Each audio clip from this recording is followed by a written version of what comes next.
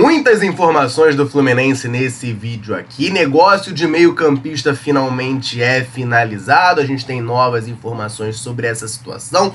Ontem teve Fluminense e Aparecidense pela Copa do Brasil. Renato Gaúcho fez mudanças na equipe. O Keno foi titular nesse jogo e autor do gol. Ele respondeu um pouquinho sobre as características do jogador e também falou de maneira geral sobre o nível do futebol brasileiro e deu uma declaração bem forte. Além disso, a gente tem informações sobre a partida de volta da Copa do Brasil, mudança no palco, ainda está indefinido, mas a gente já sabe que não será no Serra Dourada como estava previsto. Muita coisa pra gente falar nesse vídeo. Desde já eu te convido a deixar o like, a se inscrever aqui no canal, a ativar o sininho para não perder nada. Depois da vinheta vamos falar muito do Fluminense.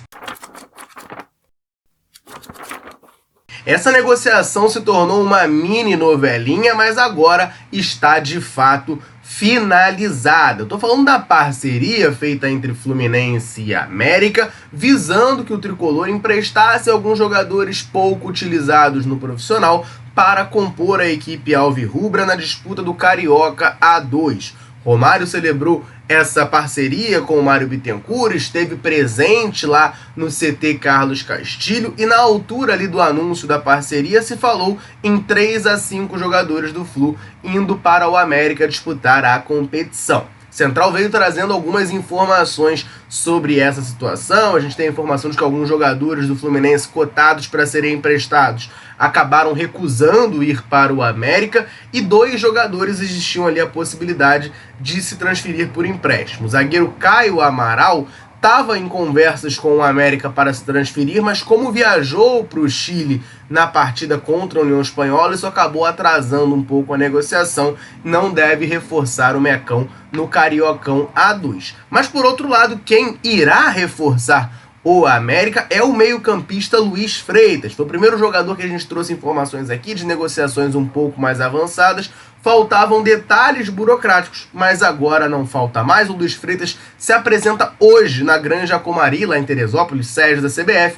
onde o América está se preparando para a disputa da competição. Então, Luiz Freitas emprestado ao América para jogar o Campeonato Carioca A2. Para quem não conhece o Luiz Freitas, meio-campista de 21 anos, ele chegou no Fluminense em 2023 vindo do Palmeiras. Tinha ali um destaque na base do Palmeiras, acabou perdendo um pouco de espaço no Sub-20, foi contratado pelo Fluminense. No ano passado, que era o seu último ano de categoria de base, ele acabou tendo uma lesão grave no joelho, ficou bastante tempo parado, está retornando no começo desse ano e agora vai ser cedido ao América para jogar o Cariocão A2. Portanto, a parceria que previa de 3 a 5 jogadores sendo emprestados pode acabar ficando somente com o Luiz Freitas mesmo, indo para o Mecão jogar o Cariocão A2. Toda a sorte do mundo para ele nessa nova etapa, que ele ajude o América a conseguir o acesso para a Série A do Carioca, né? A gente sabe, eu pelo menos enxergo dessa maneira, o América tem que estar na primeira divisão do estadual, é um time muito tradicional aqui do Rio de Janeiro, precisa estar na elite, que o Luiz Freitas possa ajudá-lo, e aí, no ano que vem, com a possibilidade de ter um América disputando a Série A do Cariocão, essa parceria pode ficar ainda mais forte, com mais jogadores indo jogar o estadual por lá. O Fluminense venceu ontem a Aparecidense no Maracanã pela Copa do Brasil, numa partida que teve mais dificuldades do que o esperado. Eu, pelo menos, esperava o Fluminense com mais facilidade, mais tranquilidade para bater o adversário. Acabou que a gente desperdiçou bastante chance ao longo do jogo. No final da partida, o Keno fez aquele golzinho ali, um belo gol, por sinal, de fora da área, dando a vitória para o tricolor. O Renato Gaúcho botou o Keno como titular nesse jogo, no lugar do Canóbio, e a Central Fluminense perguntou sobre isso a ele na coletiva pós-jogo. A gente vai falar bastante sobre isso aqui, tem o vídeo também da declaração do nosso treinador. Só antes, deixa eu aproveitar rapidinho para dar uma moral para a galera tricolor, sempre nos dando aquela moral, sempre ligada aqui na Central. Em todo vídeo eu convido você que está assistindo a comentar aqui embaixo, falar o seu nome, de onde você acompanha a Central Fluminense, e a galera sempre chega junto, sempre deixa o comentário, e aí sempre que a gente pode, a gente vem aqui e manda aquele abraço. Nesse vídeo eu vou mandar um abraço para o Milton de Ipanema, Minas Gerais,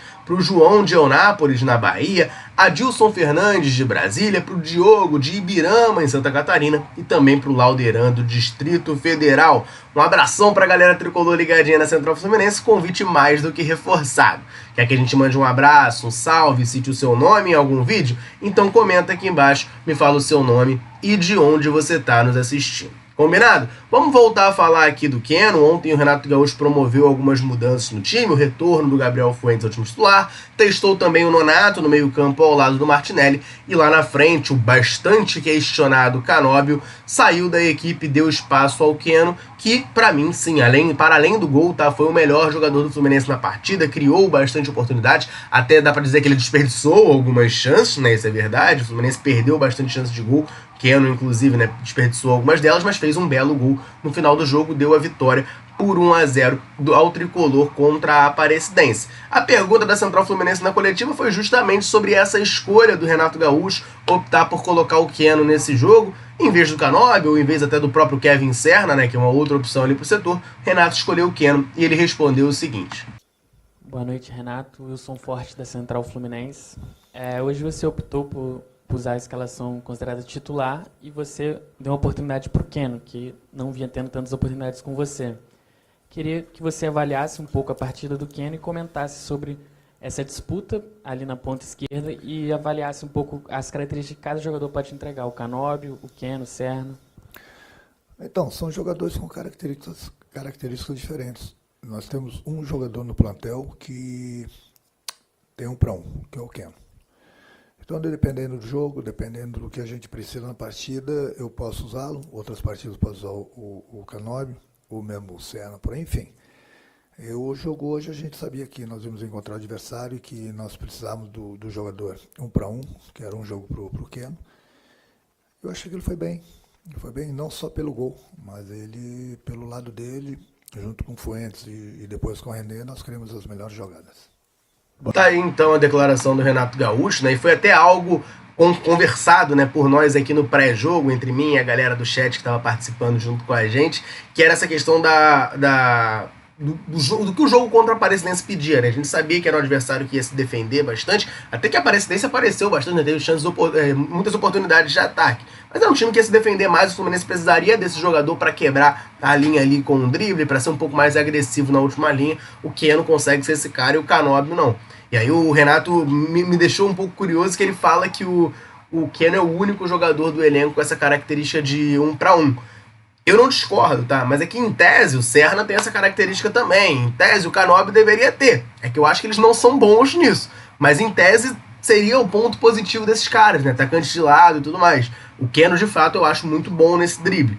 O Serna, mas se você pensar qual é a característica do Serna, seria essa, o drible, a velocidade e tudo mais. O próprio Canóbio, o drible talvez não tanto, né, que o Canóbio não tem esse refino técnico tão grande, mas a velocidade e tudo mais, mas ele diz que o Keno é o único do elenco, né, com essa capacidade de 1-1. E de fato, ele é o melhor, né, tirando o John Arias ali, ele pra mim é o melhor dessa função. A grande questão do Keno, pra mim, é aquilo que eu já falei algumas vezes, que é a oscilação dele dentro da própria partida. Ele já é um jogador que ao longo da carreira sempre foi muito assim, né?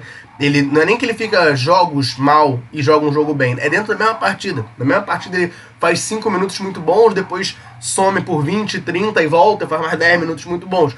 E com o tempo passando, com a idade do Keno avançando, eu acho que isso está ficando cada vez mais evidente ao longo das partidas. Então eu não tenho essa confiança de que o Keno tem que ser o titular. Talvez por um processo de eliminação. Canóbio, pro que eu acho que o Fluminense precisa, não seria meu titular. O Serna tampouco. Aí talvez o Keno, por eliminação, jogaria. Mas não é uma coisa muito convicta de falar, não, pô, joga muito, tem que ser titular. Até acho que o Keno joga muito, mas para titular, acho que talvez o tempo dele já tenha passado. Enfim, é como eu enxergo a situação do Keno. Convido você, tricolor ligado aqui na Central, a deixar também a sua opinião, claro, aqui nos comentários. Concorda com a minha análise sobre o camisa 11 tricolor? Comenta aqui pra gente trocar aquela ideia. Outra resposta muito interessante, muito curiosa do Renato Gaúcho na coletiva de ontem foi na pergunta do nosso amigo Cauã Tinoco, lá do Jornada 1902, em que o Renato começou a falar ali sobre as dificuldades que o Fluminense teve com a Aparecidense, disse que não tinha jogo fácil no campeonato, e no final soltou umas aspas curiosas. Ele lembrou da declaração do Mano Menezes, que repercutiu essa semana, de que o futebol brasileiro tem muito jogador mediano, não tem mais aquele craque que decide o jogo. Renato Gaúcho endossou esse coro do ex-treinador do Fluminense numa declaração que aí vamos ver como é que vai ser o peso e a repercussão dela até mesmo no elenco do Flu, mas ele deixa claro que entende que o futebol brasileiro como um todo tem um déficit, digamos assim, de qualidade de atletas. Se liga aí na declaração do nosso treinador. O problema não são os jogos mais difíceis, o problema é que não tem jogo fácil. Hoje a gente criou bastante oportunidades, infelizmente não aproveitamos as oportunidades que nós criamos. Muitas vezes a gente tomou algumas decisões erradas. E quando eu falo que não tem jogo fácil, vocês mesmo da imprensa falam que esse clube aqui pode ser campeão brasileiro, aquele pode ser campeão brasileiro, esse também tem chance de ser campeão brasileiro. Vamos ver o resultado deles também. Jogaram contra times de terceira divisão, de quarta divisão. Então não tem mais jogo fácil. Não tem mais jogo fácil. Eu escutei outro dia uma entrevista do Mano Menezes também, que eu concordo plenamente com ele. Nós estamos numa geração no Brasil que não tem mais aqueles jogadores que decidem os jogos a qualquer momento. Eles têm que ficar ligados nisso também. Então, a gente vem trabalhando. Apesar que a gente não tem esse tempo de trabalho, o desgaste da equipe é muito grande. Tenho feito um revezamento no grupo para não perder mais jogadores. Mesmo assim, são 5 substituições. Com 3, 4 minutos eu perdi o Cano. Então é difícil. Nós vamos pegar um adversário que é uma carinha de pescoço esse final de semana. Tá aí então a declaração do Renato Gaúcho, né, falando que hoje em dia a gente não tem mais aquele jogador no futebol brasileiro que decide jogo a qualquer momento, né? Não sei, pode soar até um pouco uma crítica velada ali até jogadores do elenco do Fluminense, afinal a gente perdeu muita chance de gol ontem contra a Aparecidense, ao passo que a gente também deu muito espaço atrás, né, para os contra-ataques. O Guimeira, o 77 lá da Aparecidense, teve umas 2, 3 chances ali de botar a equipe goiana na frente do placar e acabou não conseguindo, para nossa sorte. Enfim, ele lembra muito bem aqui também, né, dos outros jogos da rodada. O Inter ganhou com um gol no finalzinho na Copa do Brasil, o Atlético Mineiro empatou com o Maringá, Fortaleza empatou com o Retrô. De fato, assim, a Copa do Brasil, ela cria esse tipo de cenário, né? Eu mesmo aqui no pré-jogo falei bastante, eu acho que o Fluminense ganha e ganha tranquilo hoje da Aparecidense. Até criamos ofensivamente chances para tal, mas aí, né, a gente tem que ser justo. Se o Fluminense perdeu, chances da Aparecidense também perdeu. O jogo poderia ter sido também tranquilamente 1-0 a Aparecidense se o Guimeira acerta uma daquelas oportunidades que ele teve. Teve 3 ali, né? Se uma delas entra, poderia ter terminado 1-0 para a Aparecidense. Foi um jogo bem mais difícil do que eu, pelo menos, esperava. Mas algo que eu aprendi com o tempo também tem a ver com o nível de concentração do jogador, né? Talvez na Copa do Brasil, por ser um torneio eliminatório, isso ocorra menos. Mas existem jogos, cara. Você vê, o Fluminense vai jogar contra a Aparecidense, vai sofrer, vai ganhar de 1-0. E contra o Corinthians, por exemplo, que é um time de Série A, a gente conseguiu, sofrendo muito menos, fazer 2-0. Isso quer dizer que a Aparecidense é um adversário mais difícil do que o Corinthians? Não, eu acho que isso é porque cada jogo é um jogo, cada jogo tem uma história, existe um nível de concentração do jogador, existe uma questão de encaixe de jogo, isso é tudo muito subjetivo.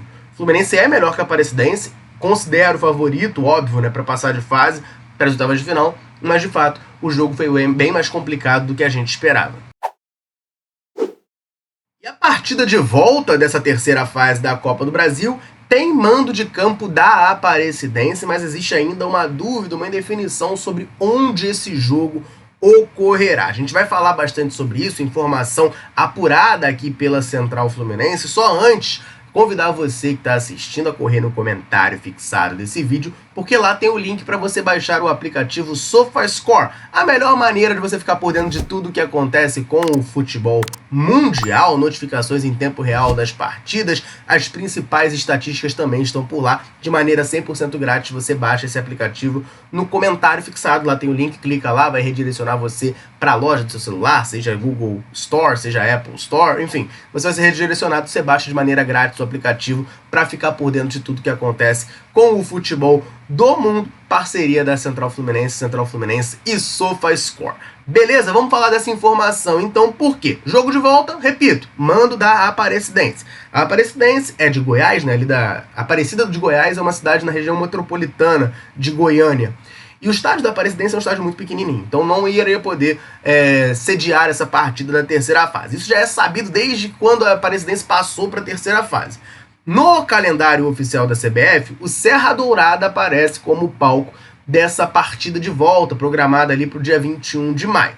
O Central Fluminense já vem batendo nessa tecla de que por mais que tivesse o Serra Dourada marcado ali, né, como palco do jogo, isso não estava 100% definido. Existe uma proposta na mesa da Aparecidense para levar esse jogo para Brasília e a diretoria da equipe goiana queria esperar esse primeiro jogo para daí definir onde será essa partida. Após esse primeiro jogo, entramos em contato, né, com algumas fontes nossas e a informação que a gente tem é de que a Aparecidense não quer jogar no Serra Dourada. Por mais que esteja lá previsto o jogo para o Serra Dourada, isso está fora de cogitação e a gente pode já cravar aqui que o jogo não será no Serra Dourada. Existem 3 opções no radar nesse momento. Além de Brasília, né, que é essa proposta que está na mesa para levar o jogo lá para o Mané Garrincha, a gente sabe que a torcida do Fluminense no Distrito Federal é bem grande, o Fluminense de vez em quando joga por lá. Além dessa proposta que está na mesa, 2 outros estádios na cidade de Goiânia são cogitados pela diretoria da equipe. São os estádios Serrinha, que é o estádio do Goiás, né, o estádio menor lá do Goiás, que ele vem jogando, é o Ailé Pinheiro, se eu não me engano. Esse estádio é uma possibilidade. E outra possibilidade é o Oba, estádio do Vila Nova. 2 estádios menores, mais acanhados, que a Aparecidense entende que seria melhor para eles, né, mandar essa partida. O Serra Dourada, de fato, é um estádio bem grande, né? Talvez não tivesse necessidade de um apelo tão grande para essa partida. Então ainda está indefinido, mas as opções são essas 3.